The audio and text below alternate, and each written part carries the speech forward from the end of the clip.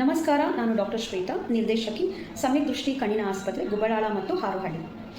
ಸಾಮಾನ್ಯ ಕಣ್ಣಿನ ಕಾಯಿಲೆಗಳಲ್ಲಿ ಪೊರೆ ಅಥವಾ ಕ್ಯಾಟರಾಕ್ಟ್ ಒಂದು. ಇದು ಕಣ್ಣಿನಲ್ಲಿ ಆಗುವ ವಯಸ್ಸಿನ ಪರಿಣಾಮ. ಹೇಗೆ ನಮಗೆ ತಲೆಯ ಕೂದಲು ಬೆಳ್ಳಗಾಗುತ್ತದೆ, ಚರ್ಮದಲ್ಲಿ ನೆರಿಗೆಗಳು ಬರ್ತವೆ ವಯಸ್ಸಾಗುವಾಗ, ಹಾಗೆ ಕಣ್ಣಿನಲ್ಲಿ ಪೊರೆ ಬೆಳೆಯುತ್ತದೆ. ನಮ್ಮ ಕಣ್ಣಲ್ಲಿ ಲೆನ್ಸ್ ಅಂತ ಒಂದು ಸ್ಟ್ರಕ್ಚರ್ ಇರುತ್ತೆ. ಅದು ಸಾಮಾನ್ಯವಾಗಿ ಪಾರದರ್ಶಕ ಅಥವಾ ಟ್ರಾನ್ಸ್ಪೇರೆಂಟ್ ಆಗಿರ್ತದೆ.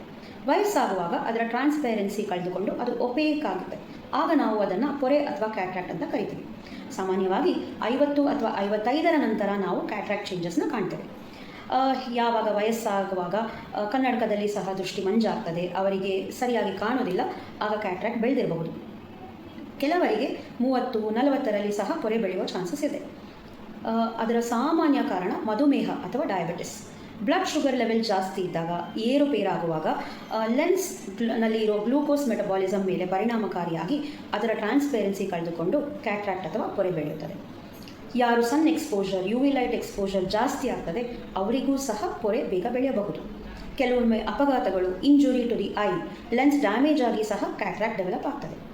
ಇನ್ನು ಕೆಲವರು ಸ್ಟಿರಾಯ್ಡ್ ಬಳಕೆ, ಮೆಡಿಸಿನ್ ಆಗಿರಬಹುದು ಅಥವಾ ಯಾವುದೇ ರೀತಿಯಲ್ಲಿ ಸ್ಟಿರಾಯ್ಡ್ ಬಳಕೆದಾರರಿಗೆ ಕ್ಯಾಟರಾಕ್ಟ್ ಅರ್ಲಿ ಏಜಲ್ಲಿ ಡೆವಲಪ್ ಆಗುತ್ತೆ. ಇನ್ನು ನ್ಯೂ ಬಾರ್ನ್ ಬೇಬೀಸ್ ಅಲ್ಲಿ ಸಹ ನಾವು ಕ್ಯಾಟ್ರಾಕ್ಟ್ ನೋಡ್ತೇವೆ. ಅದಕ್ಕೆ ಜೆನೆಟಿಕ್ ಕಾರಣಗಳು ಇರ್ತದೆ. ಇವೆಲ್ಲವೂ ಸಮ್ ಆಫ್ ದ ರೀಸನ್ಸ್, ಕೆಲವು ಕಾರಣಗಳು ಪೊರೆ ಬೆಳೆಯೋಕ್ಕೆ. ಸೊ ಯಾರಿಗೆ ಪೊರೆ ಬೆಳೆದಲ್ಲಿ ನೇತ್ರ ತಜ್ಞರ ಹತ್ರ ಹೋಗಿ ತಪಾಸಣೆ ಮಾಡಿಸಿಕೊಂಡು ಅದಕ್ಕೆ ಪರಿಹಾರ ತಿಳಿದುಕೊಳ್ಳಿ. ಯಾವುದೇ ಮೆಡಿಸಿನ್ ಅಥವಾ ಕನ್ನಡಕ ಕ್ಯಾಟ್ರಾಕ್ಟ್ನ ಟ್ರೀಟ್ಮೆಂಟ್ ಅಲ್ಲ. ಸಿಂಪಲ್ ಶಸ್ತ್ರಚಿಕಿತ್ಸೆ, ವೆರಿ ಈಸಿ ಕ್ಯಾಟ್ರಾಕ್ಟ್ ಸರ್ಜರಿ ನಾವು ಮಾಡುವಲ್ಲಿ ಒಂದು ಆ ಲೆನ್ಸ್ನ ತೆಗೆದುಬಿಟ್ಟು intra ocular lens, artificial lens ಅಳವಡಿಕೆ ಮಾಡಿ ಇದರ ಪರಿಣಾಮವನ್ನು ನಾವು ಬಹಳ ಈಸಿಯಾಗಿ ಕಂಡುಕೊಳ್ಳಬಹುದು. ನಮಸ್ಕಾರ.